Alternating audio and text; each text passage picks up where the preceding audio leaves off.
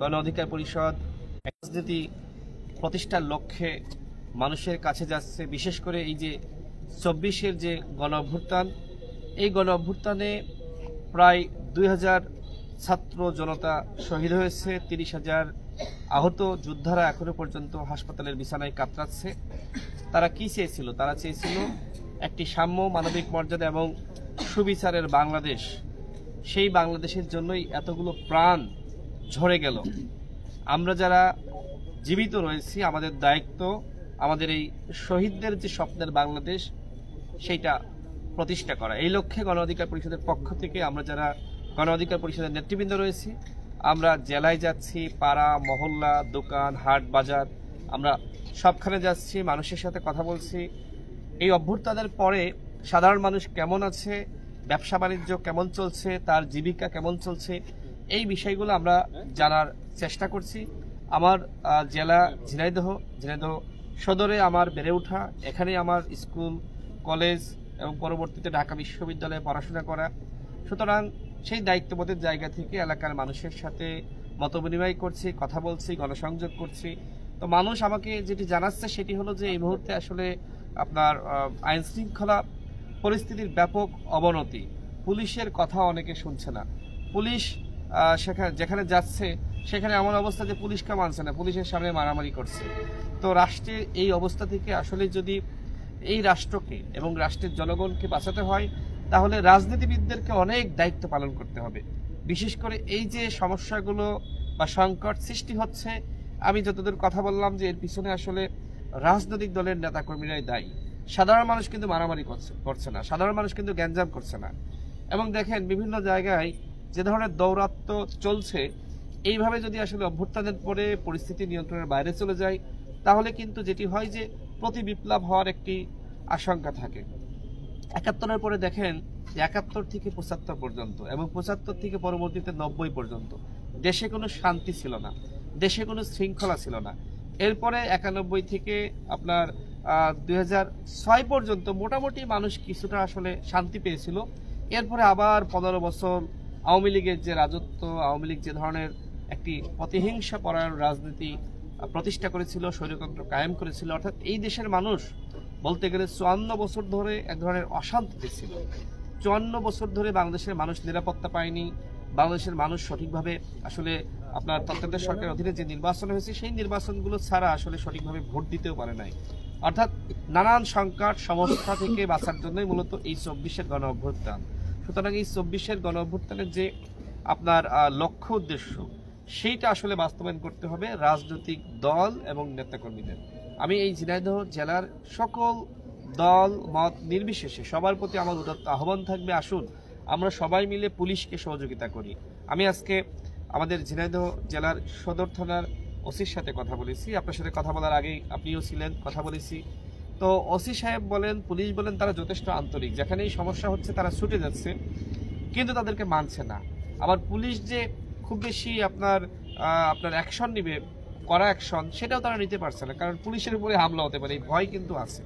তো যাই হোক, সামগ্রিকভাবে পুলিশের নৈতিক মনোবল যেভাবে আসলে আপনার বাড়া দরকার ছিল সেটা এখনো পর্যন্ত হয়নি। আশা করি হয়তো আরো ২-৩ মাস সময় লাগবে, এর ভিতরে হয়তো পুলিশ নিজেদেরকে স্ট্রং করতে পারবে। তো এর মধ্যে আসলে যে দায়িত্ব পালন করতে হবে সেটি আসলে রাজনৈতিক দলগুলোকেই করতে হবে। দলগুলো যদি আসলে এই তরুণ প্রজন্মের যে চিন্তা, সেই চিন্তার সাথে সমন্বয় করতে চায়, তাহলে কিন্তু চারিত্রিক পরিবর্তন করতে হবে এবং নতুন রাজনীতির যে আপনার মানুষের একটা আকাঙ্ক্ষা রয়েছে, সেই রাজনীতির সাথে আসলে তাল মেলাতে হবে। তাহলেই কিন্তু আগামীতে মানুষের ভালোবাসা পাওয়া যাবে, মানুষের হৃদয়ে আসলে জায়গা করে নেওয়া যাবে। এখন দেখেন, এখনকার পলিটিশিয়ানরা, বিশেষ করে তরুণ প্রজন্মের যারা, তারা যথেষ্ট স্মার্ট, তারা কিন্তু দুর্নীতি, চাঁদাবাজি, লুটপাট এগুলো পছন্দ করে না। সুতরাং এইগুলো যারা করছে তাদেরকে কিন্তু আগামীতে মানুষ জনপ্রতিনিধি বানাবে না। সুতরাং কেউ যদি আসলে রাজনীতি করে এমপি হতে চায়, মন্ত্রী হতে চায় এবং জনপ্রতিনিধি হতে চায়, অবশ্যই তাকে পরিচ্ছন্ন রাজনীতি করতে হবে। দেখেন, একজন রাজনীতিবিদ তার নামের আগে চাঁদাবাজ, এইটা কোনোভাবে গ্রহণযোগ্য না। একজন রাজনীতিবিদ তার নামের আগে সন্ত্রাসী, এইটা কোনোভাবে আসলে গ্রহণযোগ্য না। তো আমরা সকল দল মত নির্বিশেষে যারাই দেশের কল্যাণে কাজ করতে চায় তাদেরকে বলবো, আসুন নতুন প্রজন্মের যে আকাঙ্ক্ষা, সেই আকাঙ্ক্ষার সাথে নিজেদেরকে আমরা মানিয়ে নিই, তাহলেই কিন্তু আমরা একটি সুন্দর সম্ভাবনাময় বাংলাদেশ আমরা গঠন করতে পারবো।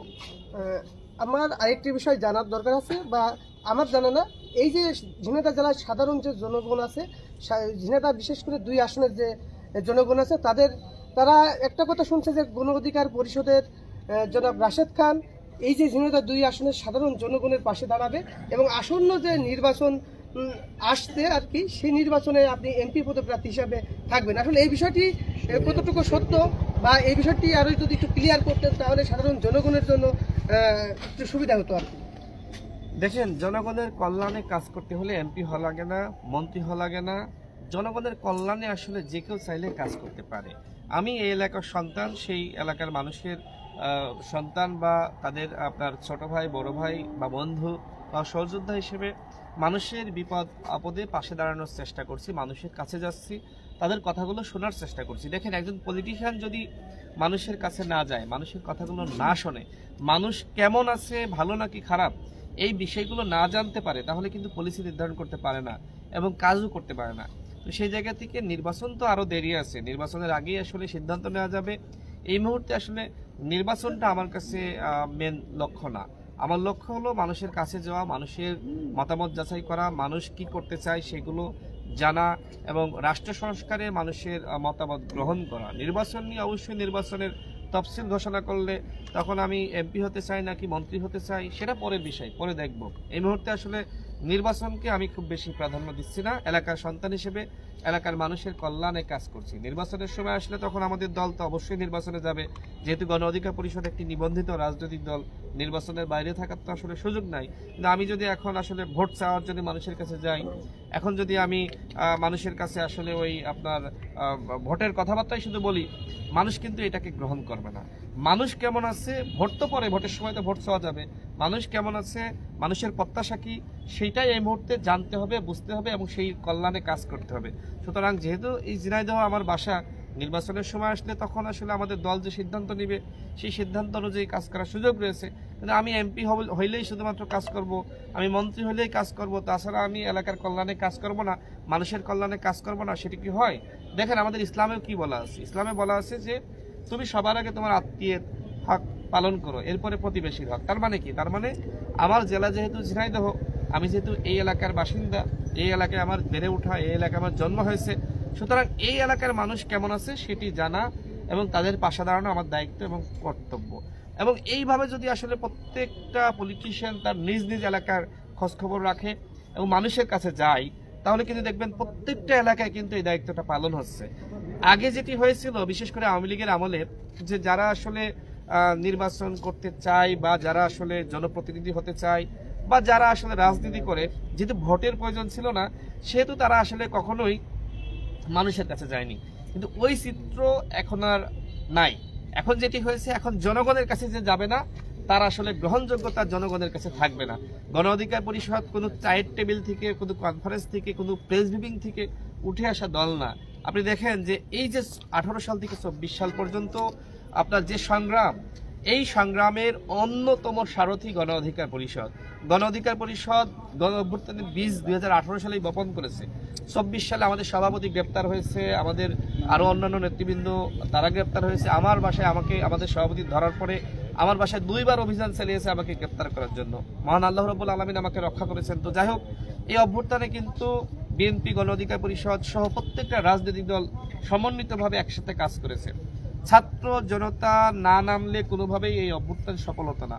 সুতরাং এই মুহূর্তে আসলে আপনার নির্বাচনটা অবশ্যই নির্বাচন হবে। নির্বাচনের জন্য আমাদের জায়গা থেকে আমরা তো প্রধান উপদেষ্টার সাথে কথা বলছি, রোডম্যাপ দাবি করছি, কিন্তু এই মুহূর্তে এলাকায় এসে আসলে ওই নির্বাচনের ঢাকঢোল পিটানো, ভোট চাওয়া, হ্যাঁ, এই কাজগুলো এই মুহূর্তে করলে মানুষ ভালোভাবে নিবে না। মানুষের মনের মধ্যে এই মুহূর্তে আকাঙ্ক্ষা হলো যে আগে পরিস্থিতি নিয়ন্ত্রণ করা, পরিস্থিতি নিয়ন্ত্রণ করার পরে অবশ্যই আপনার ভোট হবে এবং সেই ভোটে জনগণের কাছাকাছি যে বেশি যেতে পারবে, জনগণের পালস বুঝে যে কাজ করতে পারবে, জনকল্যাণে যে বেশি নিজেকে নিয়োজিত করতে পারবে, যে নেতা চাঁদাবাজি করবে না, লুটপাট করবে না, জবরদখল করবে না, যে নেতা আসলে টাকার পিছনে দৌড়াবে না, যে নেতা মেহনতি খেটে খাওয়া শ্রমিক মানুষের পাশে দাঁড়াবে, মানুষ তাকেই বেছে নেবে। অভ্যুত্থান হয়েছে, এখন আর ওই অভ্যুত্থানের আগে আওয়ামী স্টাইলের রাজনীতি বাংলাদেশের জনগণ গ্রহণ করবে না। এখন নিজেকে এই পরিবর্তিত পরিস্থিতিতে মানিয়ে নিতে হবে, জনকল্যাণে কাজ করতে হবে, রাজনীতিবিদদের মানুষের পিছনে দাঁড়াইতে হবে। রাজনীতিবিদরা হলো মানুষের সেবক, মানুষের চাকর, এবং জনগণ সব থেকে বড় শক্তি। জনগণ এই দেশের সম্পদ, এই দেশের মালিকানা জনগণের হাতে। সুতরাং জনগণ রাজনীতিবিদের পিছনে দাঁড়াবে। ওই রাজনীতি শেষ হয়ে গেছে 5 আগস্ট। এখন নতুন ধারার রাজনীতি। এখন একজন রাজনীতিবিদকে অত্যন্ত নমনীয় হতে হবে, এখন একজন রাজনীতিবিদকে অত্যন্ত ভদ্র হতে হবে, এখন একজন রাজনীতিবিদকে কোনোভাবেই দুর্নীতির সাথে, লুটপাট, চাঁদাবাজির সাথে জড়ানো যাবে না। রাজনীতিবিদকে কোনোভাবেই অর্থ কামানোর সাথে রাজনীতিবিদকে জড়ানো যাবে না। রাজনীতিবিদের ফ্রেশ মেজ থাকতে হবে।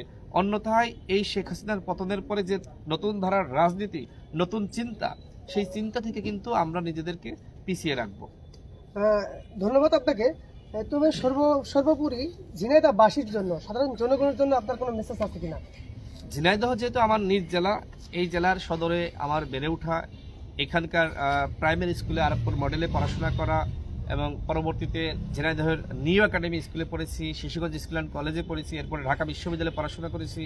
আমি ঝিনাইদহবাসীকে বলবো যে আপনারা যেভাবে অভ্যুত্থানে আপনারা একতাবদ্ধ ছিলেন, প্রত্যেকটা দল আপনারা যেভাবে একতাবদ্ধ ছিলেন, আমি চাই এই একতা ধরে রাখা। জাতীয় ঐক্য সংহতি যদি আমাদের ভিতরে না থাকে, আমরা যদি একে অপরের শত্রু হয়ে যাই, তাহলে কিন্তু এই দেশটা আসলে ভালো থাকবে না, এই দেশের জনগণ ভালো থাকবে না। অভ্যুত্থানের পরে ওই অভ্যুত্থানের শক্তি যদি নিজেরাই মারামারি, হানাহানি, কামড়াকামড়ি করে, তাহলে সমাজ, রাষ্ট্র সেখানে আসলে ভালো কিছু থাকে না, সেখানে ক্যান্সার বা ক্ষত সৃষ্টি হয়। সুতরাং ঝিনাইদহবাসীর প্রতি আমার আহ্বান যে পাড়া মহল্লায় আপনারা নিজেদের মধ্যে একটা কমিটি গঠন করেন, যাতে করে ওই এলাকায় কোনো সমস্যা বা সংকট সৃষ্টি না হয়। চাঁদাবাজি, লুটপাট, মারামারি, যেটি আমি পুলিশের কাছ থেকে আমি তথ্য পেলাম যে ডাকাতি চুরি বেড়ে গিয়েছে, মারামারি বেড়ে গিয়েছে, আইনশৃঙ্খলা পরিস্থিতি নিয়ন্ত্রণে নাই। তো আমার মনে হয় যে এই নিয়ন্ত্রণে আনার জন্য আমাদের ঝিনাইদহবাসীকে ঐক্যবদ্ধভাবে কাজ করতে হবে। পুলিশকে সহযোগিতা করতে হবে, আর্মিকে সহযোগিতা করতে হবে, র্যাবকে সহযোগিতা করতে হবে, যৌথ বাহিনীকে সহযোগিতা করতে হবে। এই মুহূর্তে জনগণের পক্ষ থেকে যদি আমরা রাষ্ট্রের যে বাহিনীগুলো রয়েছে তাদের সহযোগিতা না করলে এই রাষ্ট্র আসলে অনেক পিছিয়ে যাবে। আমরা কি চাই? আমরা চাই একটি উন্নত সমৃদ্ধ রাষ্ট্র ব্যবস্থা। সেই রাষ্ট্র ব্যবস্থা গঠন করার জন্য আমাদের উচিত এই রাষ্ট্রকে সহযোগিতা করা, সরকারকে সহযোগিতা করা। এই সরকার তো আমাদের সরকার, সুতরাং এই সরকারকে সহযোগিতা করি। এই সরকার যতদিন রয়েছে, এই সরকারকে আমাদের সহযোগিতা করলেই কিন্তু আমরা ভালো থাকবো। এই সরকারকে কোনোভাবেই ব্যর্থ করা যাবে না। এই সরকার ব্যর্থ হলে এদেশের জনগণ ব্যর্থ হবে। সেই জায়গায় ঝিনাইদহ যেহেতু একটি জেলা, আমি ঝিনাইদহর সন্তান হিসেবে তাদের প্রতি আমার উদাত্ত আহ্বান থাকবে যে আপনারা রাষ্ট্রের কল্যাণে আপনারা একতাবদ্ধ থাকুন, জাতীয় ঐক্য সংহতি ধরে রাখুন। অভ্যুত্থানের যে রাজনৈতিক শক্তি, সামাজিক শক্তি, সাংস্কৃতিক শক্তি, এবং অভ্যুত্থানের যে আপনার অন্যান্য শক্তি ছিল, ছাত্র শক্তি, যুব শক্তি, জনশক্তি, সবাইকে এই মুহূর্তে এক থাকতে হবে। নিজেদের ভিতরে বিরোধে জড়ানো যাবে না, নিজেদের ভিতরে মারামারি, হানাহানিতে লিপ্ত হওয়া যাবে না। তাহলেই কিন্তু এদেশের মানুষ ভালো থাকবে, জেলাবাসী ভালো থাকবে। ধন্যবাদ আপনাকে।